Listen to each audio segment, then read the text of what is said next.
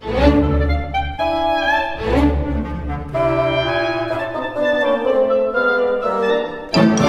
Misraki, bonjour. Bonjour Christophe Barbier. Vous êtes journaliste, grand reporter et vous êtes auteur chez Grasset de Le Dernier Soir. Le Dernier Soir, c'est le récit d'une soirée où vous accompagnez une amie, âgée mais pas très âgée, septuagénaire, qui a décidé d'en finir avec la vie, qui a décidé de partir ce soir-là.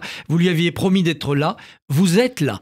Et évidemment, ça soulève toute une série de questions éthiques, philosophiques, personnelles et même esthétiques dans le livre. Qu'est-ce que la vie et le prix qu'on lui attache? Page 121, vous dites: je suis en avance sur la loi qui arrive. Mais quand même, ce que vous nous racontez, vous êtes très loin de ce que devrait être la loi sur la fin de vie qu'on attend. Il n'y a pas de douleur insupportable physique chez cette personne, de maladie incurable. On est finalement face à une personne qui se suicide, mais qui ne veut pas se suicider seule. Voilà, elle dit souffrir de petites polypathologies liées à la vieillesse, c'est-à-dire des mains qui tremblent, des douleurs, des pertes de mémoire, peut-être de temps en temps aussi une petite dépression, et elle ne veut pas aller plus loin. C'est un choix qu'elle a fait il y a très longtemps. Elle avait prévu de se suicider, mais de le faire en Suisse, via une association. Tout était prêt pour ça et je devais l'accompagner en Suisse pour ce suicide. Au dernier moment, elle a décidé de mourir chez elle, au milieu de ses meubles, de ses photos, de ses bibelots. Et donc, je suis allé chez elle à Paris pour cela.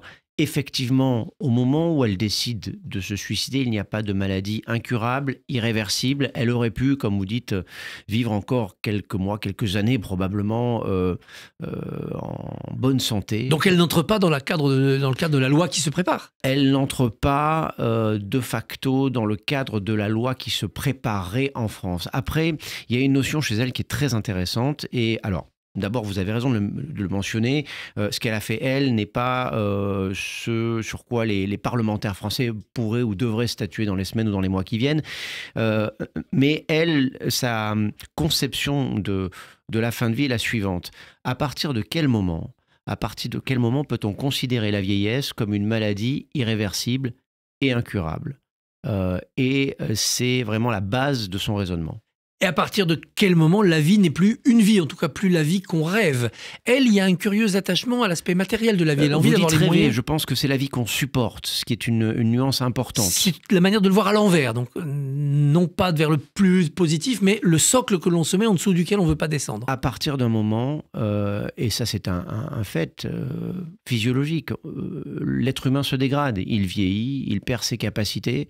Qu'est-ce qu'on est prêt à supporter? Jusqu'où est-on prêt à aller? C'était la base de ce raisonnement. Vous le disiez à l'instant, elle en parle depuis longtemps. Vous dites même page 38, le suicide, ce projet de suicide était un autre membre de la famille. Ah oui. Elle en avait fait un projet de vie partagé, quoi. Alors ça s'était passé en 2 temps, d'après ce que m'ont dit ses fils, en tout cas ceux à qui j'ai parlé, c'est-à-dire qu'elle leur avait toujours expliqué que le jour où elle ne serait plus en mesure de contrôler sa vie, d'avoir la vie qu'elle voulait avoir, le jour où elle serait malade, le jour où elle serait promise à une mort certaine, incurable, irréversible, elle procéderait à un suicide assisté. Ça, c'était au début. Et puis la vie, le temps passe, elle s'est engagée dans la DMD, elle est devenue militante de cette cause-là, et sa réflexion a évolué.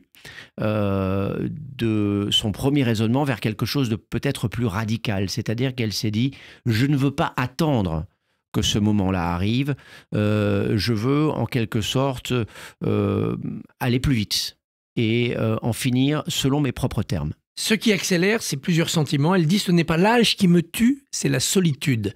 Mais était-elle si seule que cela? À quoi on mesure la solitude? Je pense qu'on mesure à cet âge-là. Je ne sais pas. Je n'ai pas évidemment 76 ou 77 Mais vous ans. vous projetez parce que vous partagez ces philosophies. Oui, je pense qu'on mesure la solitude au rythme de sa vie, à ce que l'on considère être sa vie. Elle n'était pas seule du tout. Elle avait déjà une famille qu'elle voyait très régulièrement. Elle avait des amis dont je faisais partie, j'espère. Des engagements. Elle avait des engagements publics. Ce n'était pas quelqu'un de seul, mais elle avait perdu la petite flamme, cette étincelle qui fait que chaque matin la vie se renouvelle. Elle ne l'avait plus, ça. Elle se sentait seule. La vieillesse, c'est la peur, dit-elle aussi, dites-vous, page 46. La peur de quoi? La peur de ne plus vibrer, la peur de ne plus aimer, la peur de ne plus haïr, la peur de ne plus vivre comme on a vécu, la peur d'un encéphalogramme plat. Voilà, je pense que c'est ça pour elle, la vieillesse. C'était quelque chose qui n'avait plus de saveur, qui n'avait plus d'aspérité, et c'est ce qu'elle redoutait plus que tout, à mon avis. Et l'une des choses qui peut choquer le lecteur, c'est qu'elle trouve qu'elle n'a plus assez d'argent. Elle ne veut pas en demander plus à son ancien mari, et donc pour elle, il y avait un certain standing à maintenir dans une vie. Ça, c'est un argument surprenant. C'est un argument surprenant, mais c'est un argument valide aujourd'hui. Alors, on peut en penser ce qu'on veut, bien ou mal. L'argent fait partie de nos vies. Elle avait, cette dame, la chance d'avoir une très belle vie. Elle vivait dans des beaux quartiers à Paris. Elle pouvait profiter de maisons un peu partout dans le monde. Mais elle voulait conserver son niveau de vie. Elle avait calculé jusqu'à 75 ou 76 ans pour avoir assez d'argent et le rythme de vie qu'elle voulait. Pouvoir voyager, pouvoir s'offrir des théâtres, des restaurants, etc., etc. Et après, elle avait une somme qu'elle voulait léguer à ses enfants, ce qu'elle a fait, je crois. Et elle ne voulait pas réduire son train de vie. Et puis, vous savez, la vieillesse coûte cher. Un EHPAD, ça coûte cher. Et elle ne voulait pas dépenser cet argent-là pour mourir. Son argent, elle voulait le dépenser pour vivre. Alors ça, les EHPAD, c'est l'horreur pour elle. Elle dit même, les EHPAD, c'est ça, le suicide assisté. C'est votre vision aussi de ça, de la société? Parce que certains considèrent que les EHPAD, c'est au contraire le dévouement de personnel qui essaye de rendre le plus supportable possible les derniers mois des gens. Non, c'est au contraire le suicide assisté? Non, et ça l'est, les EHPAD, et il faut saluer tous ceux qui travaillent dans les EHPAD aujourd'hui. C'est un métier admirable, et la plupart des gens qui travaillent dans les EHPAD le font admirablement bien. Au moment où un peu avant que celle que j'appelle Sylvie dans ce livre se suicide, j'ai accompagné mon grand-père pendant 1 an dans un EHPAD. Il a eu de la chance. C'était un EHPAD, on va dire, haut de gamme à Marseille. Et les gens qui y travaillaient étaient admirables. Ça n'enlevait pas l'horreur de ce qui était devenu sa vie à lui. Ça avait été un homme extraordinaire, mon grand-père. Il avait participé à l'organisation de l'Exodus. Il avait fait des choses formidables. Et il se retrouvait traité comme un enfant de 3 ans. En 1 an, je l'ai vu, cet homme de 95 ans, dépérir à une vitesse folle, tout oublier, confondre sa vie, confondre ses petits-enfants, ses enfants, et être traité comme un bout de chair. Ça, c'est mon expérience personnelle. Je crois qu'elle avait des expériences similaires, celle que j'appelle Sylvie, et elle ne voulait pas terminer de cette manière-là. Ça vaccine contre cette idée-là. Ouais, non, bien sûr, je pense qu'elle voulait... C'était une amoureuse de la vie. Et pour elle, les EHPAD, c'était le contraire d'une fin de vie heureuse. Impossible de réussir ma vie, dit-elle, page 132, si je ratais ma mort. Donc il faut soigner ce dernier instant, justement pour que la vie soit complète et ne se termine pas par un raté. Alors ça faisait partie de sa complexité. C'était quelqu'un qui aimait plaire. C'était une séductrice. Et elle voulait partir comme elle était. Elle ne voulait pas se voir dégradée, elle ne voulait pas infliger cela à sa famille non plus. Et il fallait que cette mort soit réussie. Et pour que cette mort soit réussie, il fallait que d'abord, ce soit la mort qu'elle ait imaginée, et d'autre part, qu'elle puisse partir de manière dignement. La dignité dans la mort pour elle. Alors ça peut paraître superflu, je l'entends, mais c'était quelque chose d'extrêmement important. Je ne vais pas raconter le livre, mais on a eu un petit débat sur... elle ne voulait pas que son visage puisse être vu par la personne qu'elle est trouvée. Donc elle voulait mettre un foulard. Elle voulait mettre un foulard sur son visage, et puis finalement on s'est retrouvé au moment où il fallait mettre ce foulard. Et on s'est aperçu que c'était absurde d'avoir un corps comme ça, avec un foulard sur le visage. Donc on a eu ce petit débat-là ce soir-là. Finalement, elle ne l'a pas fait. Mais elle voulait rester belle jusqu'au dernier moment. Elle avait cette attention à ce qu'elle était. Voilà. Ce dernier moment, c'est aussi, elle le dit, un vertige. La mort est un vertige, c'est la peur du vide. Il y a quand même cette angoisse de ce qu'il y a après ou de ce qu'il n'y a pas qui rattrape. Moi, c'est ce qui m'a vraiment le plus marqué quand je suis arrivé chez elle ce soir-là, c'est qu'elle avait peur. On avait parlé de ce moment à de nombreuses reprises. Elle l'avait préparé? Elle l'avait préparé depuis des décennies. Et elle avait peur. Je la voyais hésiter, non, parce qu'elle avait déjà repoussé ce moment à plusieurs reprises. Je me suis demandé, quand je suis arrivé chez elle, si elle allait le faire ou pas ce soir-là. J'ai compris que ce suicide allait avoir lieu quand elle a entamé le processus de mort, mais elle avait peur. Elle m'a parlé comme à un confident, comme à l'ami que j'étais. Elle m'a aussi parlé comme si j'étais un prêtre. Elle s'est confessée. Elle m'a révélé des choses qu'elle ne m'avait jamais révélées avant. Il y a eu des moments pour moi de malaise parce que je me suis retrouvé dans des situations dans lesquelles je voulais pas être. Mais elle avait besoin de dire tout ce qu'elle m'a dit ce soir-là. Et à partir du moment où ces mots ont été prononcés, j'ai su qu'elle était prête à mourir. Vous dites à un moment donné, Sylvie, c'est moi dans 25 ans.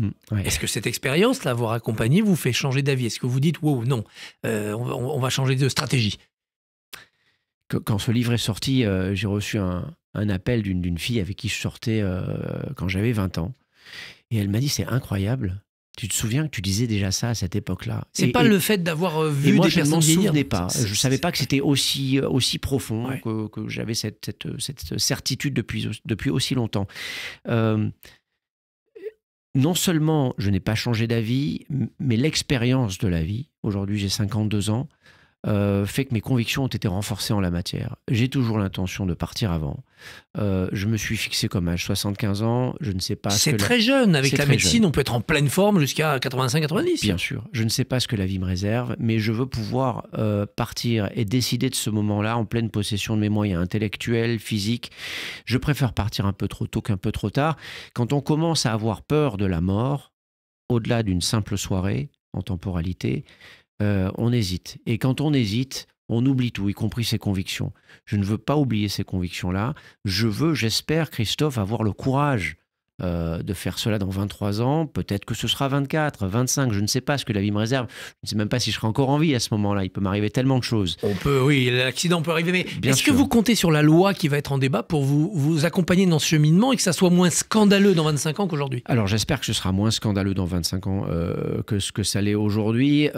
Par exemple, en Suisse aujourd'hui, dans certains cas, on considère, même si la loi suisse est probablement ce à quoi va ressembler la loi française, en tout cas une partie de la loi française, on considère que si cet engagement est un engagement qui date depuis plusieurs années, qu'il y a ces polypathologies liées à la vieillesse, que les perspectives d'amélioration de la vie ne sont pas celles que l'on peut espérer, on considère qu'on peut bénéficier d'un suicide assisté. J'espère que dans 25 ans, les mentalités auront évolué dans ce sens en France.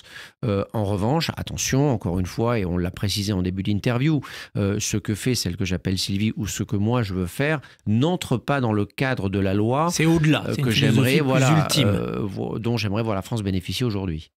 Thomas Misraki, Le Dernier Soir, c'est le récit non d'un suicide assisté, mais de quelqu'un qui assiste à un suicide, qui assiste à ce moment de vie qui s'appelle la mort. Le Dernier Soir, Thomas Misraki, c'est chez Grasset, c'est bouleversant et c'est très bien écrit. Merci, bonne Christophe. journée.